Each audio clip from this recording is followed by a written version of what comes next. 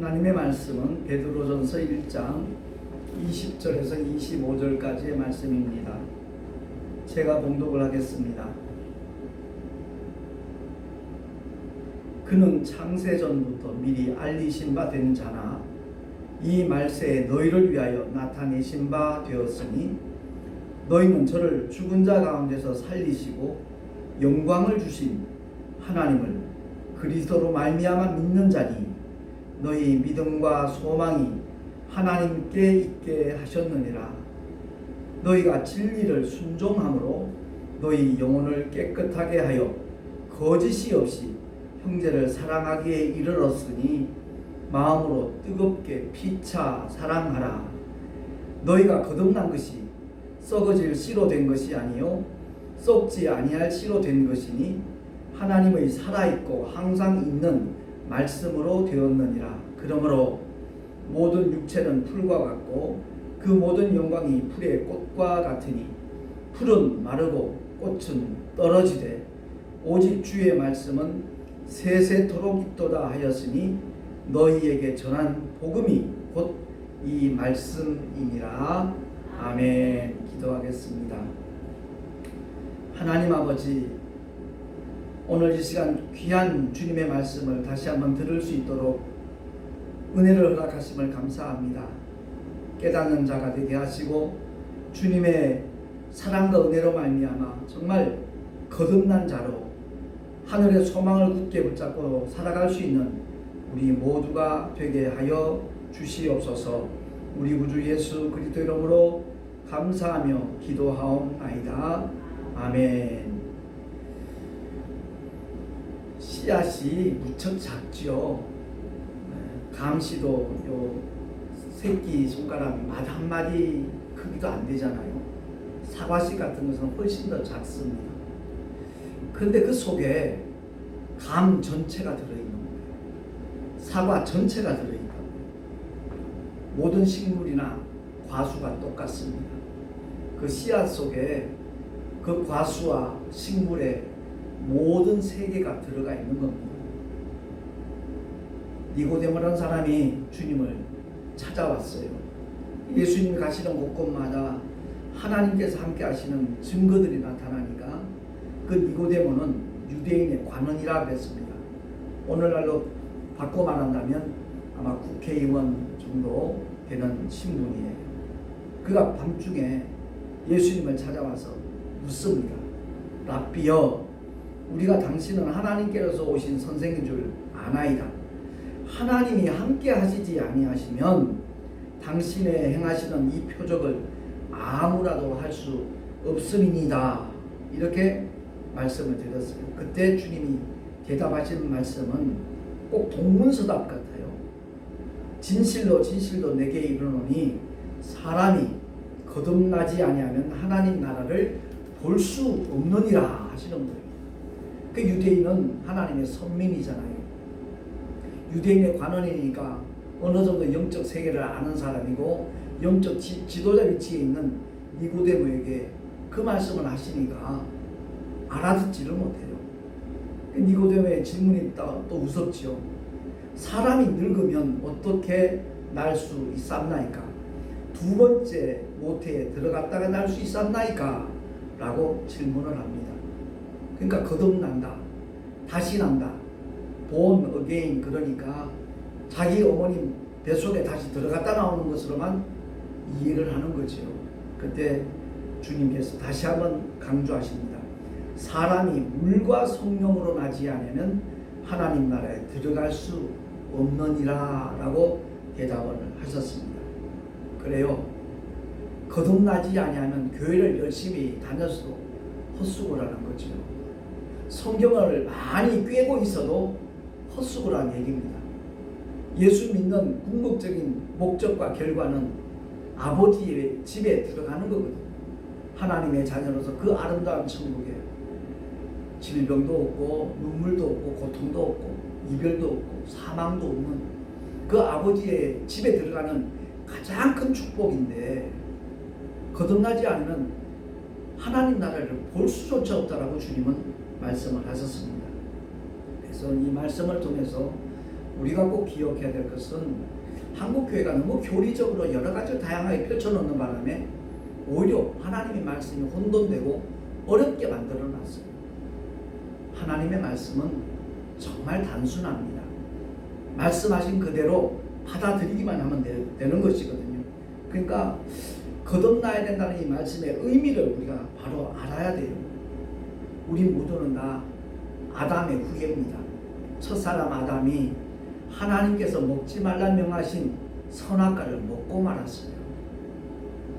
사단처럼 하나님 자리를 넘본 것은 아니지만 하나님 말씀 드려야 되는데 아내의 말을 들어요.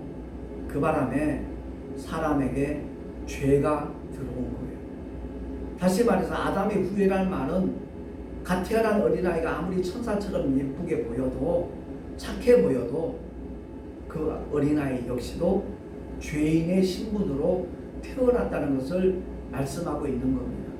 그래서 죄의 결과가 둘째 사망이에요. 영원히 꺼지지 않는 지옥불에서 형벌받는 것이 바로 죄의 결과예요. 죄의 삭은 사망이다 그러니까 이 사망을 영혼과 육체가 분리되는 모든 인간이 경험하는 그 사망으로 사람들이 생각을 해요. 성경이 말씀하는 사망은 그게 아닙니다. 하나님과 영원히 분리되는 그것을 가리키는 거예요. 그렇기 때문에 물과 성령으로 거듭나지 아니하면 이 말씀의 의미가 무엇인가를 알아야 돼요. 죄 아래 갇혀 있는 사망 권세 잡은 자, 마귀에게 일평생 종로로 타는 인생들을 하나님께서 불쌍히 여기시고 그 죄인들을 구원하시기 위하여 죄와 상관없는 하나님의 독생자 예수 그리스도를 이 땅에 보내주신 거예요. 그래서 예수님이 십자가 위에서 피 흘려 죽어주시고, 왜? 피 흘려야만 죄사함이 있기 때문에 그렇습니다. 하나님도 율법을 초월하실 수 없어요. 율법은 하나님의 법이잖아요. 죄값은 사망이라고 그랬고 죄사함을 받기 위해서는 피를 흘려야 되는데, 그래서 구약에는 온갖 짐승의 피를 인간의 죄를 대신해서 희생시키면서 1년 동안 죄사함 받는 그런 의식을 그들은 펼쳐나갔었어요. 그런데 하나님의 독생자는 짐승의 피와 달라요. 아담의 죄를 위시하여 인류의 모든 죄를 단 한 번에 사하시고 처리하실 뿐만 아니라 두 번 다시 기억지도 않으시는 것이 하나님의 능력이요, 하나님의 지혜요, 하나님의 사랑인 줄로 믿습니다. 그래서 주일마다 말씀을 강론하는 이유는 다른 것 없어요. 2000년 전에 이 땅에 잠시 오셨던 예수, 갈보리 언덕에서 십자가 위에 매달려 피 흘려 죽으시고 우리를 대신해서 형벌 받으시고 저주의 나무에 달리신 그 예수님은 바로 인류의 구주로 오셨다는 것을 전하는 거예요. 사람들은 자꾸만 망각을 해요. 잊어버려요. 교회 안에서 말씀을 들을 때는 그런 거지, 그런가 보다 이렇게 생각하면서 교회 문을 나가는 순간 세상 일에 자꾸만 마음을 빼앗겨버려요. 말씀에 집중하지를 못해요. 그러다 보니까 그 틈을 원수 마귀가 노리는 거죠. 더러운 귀신들을 통해서 문제를 만나게 만들고 병들게 만들고 사고를 만나게 만들어서 하나님이 살아계신데 왜 나한테 이런 어려움이 있지? 이런 의구심이 들도록 괴계를 부려요. 저와 여러분, 원수 마귀에게 결코 속지 않는 하나님의 사람으로 살아갈 수 있기를 바랍니다. 그 믿음의 사람이 하나님을 기쁘시게 할 수 있는 겁니다. 그래서 성경의 선언은 다른 것 아니에요. 누구든지 상관없어요. 예수가 하나님의 아들이시고 나의 구세주라고 믿고 마음에 영접만 하면 누구나 구원받을 수 있는 것이 하나님의 뜻이에요. 그분의 의지예요. 그 누구도 반기를 들 수가 없어요. 그렇기 때문에 구원받은 강도가 언제 주일 예배 드린 적이 있나요? 없잖아요. 새벽기도 가본 적 없어요. 하나님 앞에 헌금 한 푼 해본 적 없어요. 그러나 예수가 누구신가를 마지막 순간 그는 알았기에 당신의 나라에 이를 때 나를 기억해달라고, 나를 불쌍히 여겨달라고 주님의 긍휼을 구했어요. 은혜를 사모했어요. 그래서 한날 한시에 낙원에 들어가는 축복의 주인공이 된 줄로 믿습니다. 이렇게 하나님의 말씀은 단순하게 그대로 이루어지는 말씀입니다. 너무나 신실하셔요. 어린아이처럼 자기 부모의 말을 다 믿어요. 심지어 요즘은 끔찍한 사건들이 일어나잖아요. 생활고 때문에 자기 자식들에게 먼저 좋은 거라 그러면서 먹였겠지요. 극약을 먹이고 아이들을 먼저 세상 떠나게 만들고 자기도 극단적인 선택을 하는 어리석은 부모들이 적잖게 생겨나고 있어요. 죽음이 결코 끝이 아니거든요. 근데 어린아이들은 자기 부모님이 그렇게 말하니까 그대로 믿어요. 우리의 신실하신 하나님 아버지는 그야말로 가장 위대한 사랑의 하나님이시요 생명의 주가 되시는 줄로 믿습니다. 그분의 말씀을 어린아이처럼 단순하게 믿는 사람이 복 있는 사람이에요. 이리저리 재지 않고 따지지 않고 하나님의 말씀을 난도질하지 않아요. 신학을 공부했다는 사람들이 오히려 하나님의 말씀을 난도질을 해요. 그래야 자기 스스로 올무에 빠져요. 함정에 걸려버려요. 아닙니다. 하나님의 말씀은 오직 하나님의 말씀으로 기록되어진 거기 때문에, 감동으로 기록되어진 거기 때문에 저와 여러분이 성경을 대할 때 제가 군 시절에 정말 감사했던 것은 바로 그런 목사님을 만났기 때문에 그래요. 그분은 부흥회를 가시더라도 시외버스 안에서 끊임없이 성경을 보셔요. 그런데 우리에게 일러주셨어요. 그냥 읽지 마라. 꼭 1분이건 30초건 하나님 앞에 기도하고 읽어라. 성령께서 감동 주셔서, 성령께서 조명해 주셔서 이 성경에 기록되어진 말씀이 무슨 뜻인가 바로 깨닫게 해 주세요 라고 꼭 기도하고 성경을 보라고 일러주셨어요. 저는 난생 처음 군생활하면서 교회를 나갔기 때문에 제가 그 당시에 3사단 PX 사병으로 1년 반 동안은 너무 고생했지만 제대하기 전 1년 반은 고생했을지라도 나머지 1년 반은 정말 하나님의 은혜 가운데 신앙생활을 할 수 있었거든요. 그래서 PX 안에서 하루 종일 성경 보는 거예요. 예? 당신 성경이 몇 독했습니까? 가끔 묻는 분이 있어요. 100독인지 200독인지 저는 몰라요. 정말 수도 없이 읽었어요. 끊임없이 그 말씀을 볼 때마다 새로운 감동이 있으니까 눈물이 뚝뚝뚝뚝 떨어지는 거예요. 바로 내게 주시는 하나님의 약속이더라고요. 내게 명하시는 하나님의 뜻이더라고요. 그래서 그 말씀이 자꾸만 되새김질되면서 그것이 제가 목회하는데 엄청난 밑거름이 됐어요. 솔직히 택시 하루에 12시간 정도 운전하면서 설교 준비 언제 해요? 못해요. 근데 끊임없이 하나님 말씀이 떠올라요. 하나님께서 내게 강하게 부딪혀 주시는 그 말씀이 그 다음 주일 설교 제목이에요. 설교 본문이에요. 중요한 것은 하나님의 말씀을 대할 때 나의 어떤 고정관념이나 어떤 선입견이나 나의 체험이나 그 지식에 의해서 제약이 되면 안 돼요. 예. 그야말로 주님께서 깨닫게 하시는 것이 무엇일까 기대하면서 궁금해하면서 주님을 의지하며 성경을 읽으면 놀라운 하나님의 은혜가 더딥혀질 줄로 믿습니다. 제가 존경하는 어떤 목사님은 성경을 읽지 마라. 성경을 함께 걸어가라 그래요. 다시 말해서 복음서에 기록되어진 주님의 발자취를 따라 그 현장에 가라는 거예요. 예? 주님이 디베랴 광야에 가 계시면 그 현장에 가 있으라는 거예요. 베드로가 무리를 걸을 때 그 현장에 같이 있으라는 거예요. 그야말로 성경에 기록되어진 주님의 발자취를 그대로 느끼면서 성경을 대하라는 거죠. 많은 분들이 성경을 많이 암송하면서 자기의 믿음이 대단한 것처럼 착각하는 분들이 있어요. 성경은 머리 좋은 사람이 자기 것으로 삼을 수 있는 것이 아니에요. 주님도 그렇게 말씀하셨잖아요. 한번 따라 하십시다. 귀 있는 자는 들을지어다. 귀 있는 자는 그래요. 들을 귀가 있어야 된다는 거예요. 귀 없는 사람이 어디 있겠어요? 들을 귀가 있어야 된다는 거죠. 그러니까 하나님께서 조명을 해 주셔야 되고 그 말씀의 의미가 뜻이 무엇인가를 발견할 수 있도록 우리의 눈을 열어 주셔야 돼요. 우리의 심령의 문을 활짝 열어 주실 때 하나님의 말씀은 생명과 능력과 기사와 이적으로 우리의 삶의 현장에 그대로 이루어지는 줄로 믿습니다. 그게 거듭난다는 말, 구원받았다는 말, 이 말이 같은 말이거든요.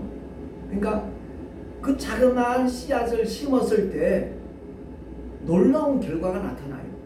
겨자씨는 모든 씨 중에 가장 작다 그러잖아요. 근데 새들이 깃들 만큼 큰 나무가 돼요. 이와 마찬가지로 주님이 우리에게 일러주신 말씀, 이 복음이 바로 우리를 거듭나게 하는 씨앗인 줄로 믿으시기 바랍니다. 그 세상의 씨앗들은 땅속에 파묻혀서 썩을 때 뿌리가 내려지고 싹이 나고 큰 나무로 이렇게 성장이 돼요. 근데 썩지 아니할 씨, 하나님의 생명의 씨앗은 우리가 그대로 받아들이기만 하면, 우리의 마음속에 그대로 받기만 하면, 그리고 사모하기만 하면 그 복음이라고 하는 작은 썩지 않는 씨앗 속에 하나님의 나라 전체가 있는 거예요. 할렐루야. 그래서 그 복음의 씨앗을 받아들인 사람들마다 천국을 느낄 수 있어요. 뿐만 아니라 체험할 수 있어요. 그 체험이라는 말은 어떤 신비주의를 말하는 게 아니에요. 내 삶의 현장 속에 주님이 함께 하신다는 명백한 증거들이 보여져요. 다시 말해서 내 삶이 그분의 통치를 받는 거예요. 그분의 책임, 그분의 은혜 가운데서 모든 것이 이루어지는 놀라운 역사가 시작이 되는 거예요. 그러니까 우리 기독교 신앙에 대해서 오해하고 있는 분들이 너무 많거든요. 첫째는 목회자들 책임이잖아요. 정말 어떤 정통신앙 그렇게들 말하고 있는데 아니에요. 성경이 말씀하는 그대로 이 설교라고 하는 것은 하나님의 말씀을 주님이 깨닫게 하신 대로 대언하는 거예요. 가르치려 들은 게 아니라고요. 저도 25년간은 가르치려 들었어요. 열심히 배워서 그것을 교인들에게 전하면 은혜 받았다 그러니까 그게 진짜 목회인 줄 알고 그런 세월들을 보냈었다고요. 어디까지나 그 설교의 주체가 저였어요. 나였다고요.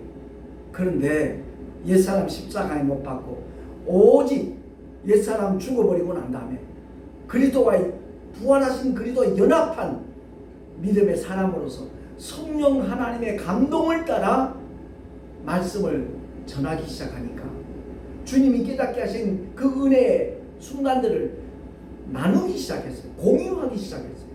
지금 이 시간도 마찬가지예요. 가르치려 드는 게 아니에요. 주님께서 나로 하여금 깨닫게 하시고 그 어리석은 날들을 청산해버리고 잘못된 신앙생활 했던 것을 완전히 청산해버리고 정말 주님이 이끄시는 대로 감동 주시는 대로 삶을 살아갔더니 내 삶의 자리가 이렇게 달라지더라, 주님이 함께 하시는 증거가 보여지더라 하는 것을 저는 나눌 뿐이에요. 역사하시는 분은 성령 하나님이시니까 우리 모두 그 주님만을 기대하며 예배하는 하나님의 사람들이 되시기를 예수 이름으로 축원합니다. 사실 저 개인적으로는 오늘이 굉장히 뜻깊은 날이에요. 2014년 1월 23일 날 인천에 있는 한 택시 회사에 제가 이력서를 내고 취직이 된 날이었어요. 그리고 1월 24일 날 처음 택시 운전대를 잡고 택시 전도를 시작한 날. 만나는 사람들에게 제가 그 복음의 말씀 소책자를 전할 수 있었으니까 택시 전도가 가능했고요. 그래서 저는 세소망교회 시무하셨던 김완성 목사님, 국토순례전도단 대표이시기도 한 그 목사님께 너무너무 감사해요.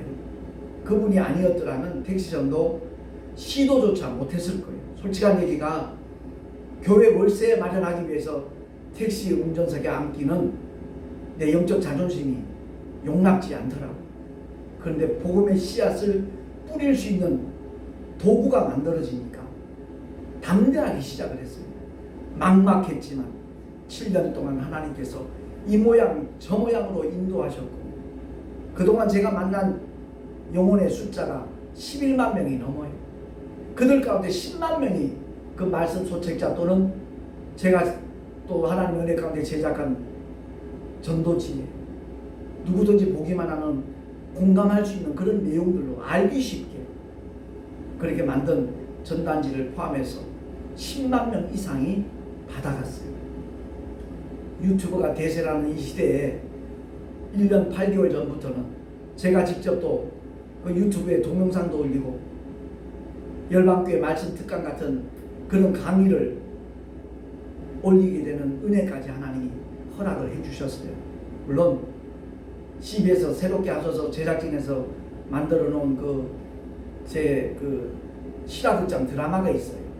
그게 이제 유튜브에서 19만, 20만, 21만 자꾸만 조회수가 늘어나니까 제가 대구에서 택시 전도할 때 영남대학교 학생들이 자꾸만 권유를 해서, 왜냐하면 제가 온누리교회 나침반 말씀 특강이라는 프로그램이 있어요. 거기에 제가 특강을 2타임 강의한 적이 있거든요. 그건 역시도 유튜브에 올라가 있기 때문에 물론 짧은 거예요. 25분짜리.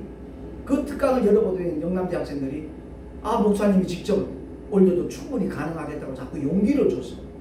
제가 재작년 8월부터 직접 이렇게 카메라로 스마트폰으로 녹화를 해서 올리고 있어요. 우리는 편집 같은 것도 없어요. 그런 기술도 없고 장비도 없고 그냥 단순히 오늘 주일 예배 드리듯이 그냥 말씀 전한 것을 그대로 녹화를 했다가 유튜브에 그냥 올리는 것 뿐이에요. 제가 비대면 예배 그런 상황이 되리라고는 상상도 못했지만 어쨌든 그 덕도 좀 보는 것 같아요. 조회수가 더 많아지는 것 같아요. 유명한 목사도 아닌, 그리 알려진 목사도 아님에도 불구하고 제가 만나는 손님들에게 명함을 계속 나눠주거든요. 거기는 바로 유튜브에 어떻게 들어가면 볼 수 있다는 것을 말씀드리면서 나눠주면 꼭 찾아보겠다는 대답을 하고 내리는 분이 거의 3분의 2 정도는 되는 것 같아요. 그래서 아무도 오늘 이 시간 거듭난다는 것에 대해서 복잡하게 생각하면 안 돼요. 주님 말씀하신 그대로 하나님이 약속하신 생명의 씨앗, 복음을 듣고 믿고 받아들이기만 하면 그 순간에 그 사람의 영은 살아나는 줄로 믿습니다. 그러니까 어떤 종교적인 행위 그럴싸하게 해야만 구원의 바늘에 들어가는 것처럼 가르치는 집단은 거의 다 잘못된 이단이라고 보면 아마 틀림이 없을 것 같아요. 그렇습니다.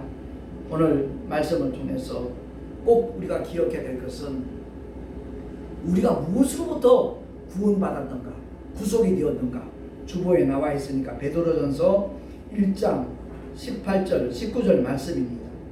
우리 한 목소리로 한번 오랜만에 합독을 하도록 하겠습니다. 주보의 중간쯤 나와 있죠. 시작.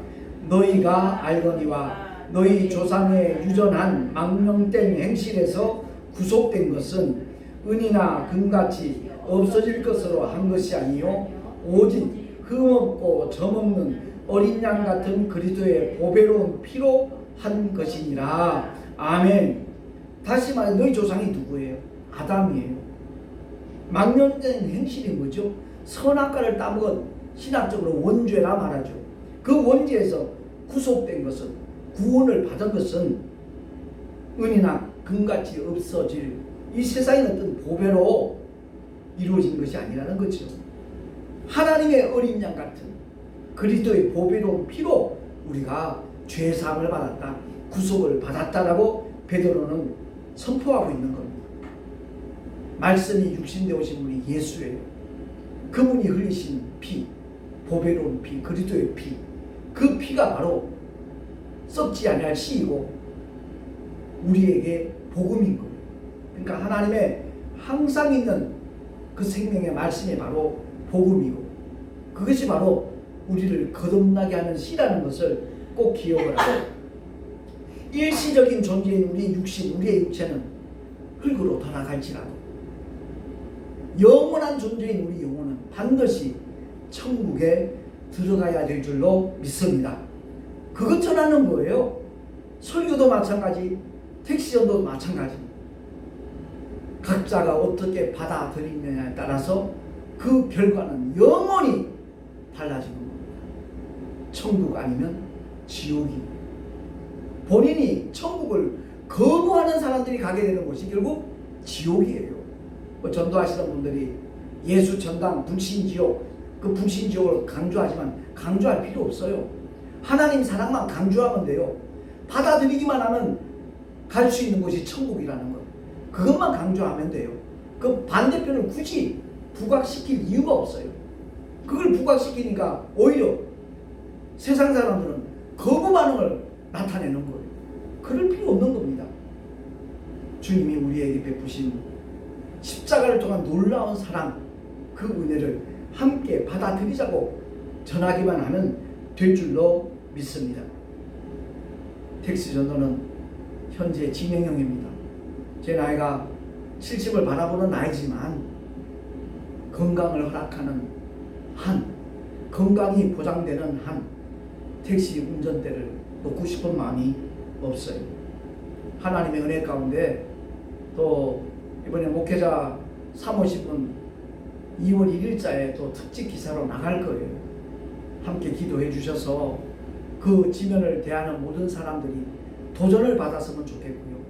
그 전도가 어떤 의미인가 하는 것을 바로 알고 뭐 직분을 초월해서요. 어떤 직분자든 상관없이 전도하지 않는 사람은 직무유기를 하고 있다는 것을 명심을 하고 우리의 삶의 현장에서 만나는 모든 사람들에게 복음을 전하고 생활로 복음을 전할 수 있는 저와 여러분으로 살아갈 수 있게 되기를 예수 이름으로 축원합니다. 기도하겠습니다. 하나님 아버지, 7년 동안 택시 전도를 하면서 많은 것들을 경험하였고 생각하지 못했던 하나님의 놀라운 풍성한 은혜도 경험을 하였습니다. 바라옵고 은하옵기는 물과 성령으로 거듭나지 아니하면 아무리 교회를 열심히 다녔어도 어떤 직분을 받았다 할지라도 천국과는 상관없는 사람이라는 것을 주님께서 일러주셨습니다. 우리 모두가 다 항상 있는 하나님의 말씀, 썩지 않은 영원한 씨앗, 생명의 씨앗, 그 복음을 받아들일 수 있는 복된 자들로 살아가게 하여 주시옵소서. 우리 구주 예수 그리스도 이름으로 감사하며 간절히 축복하며 기도하옵나이다. 아멘.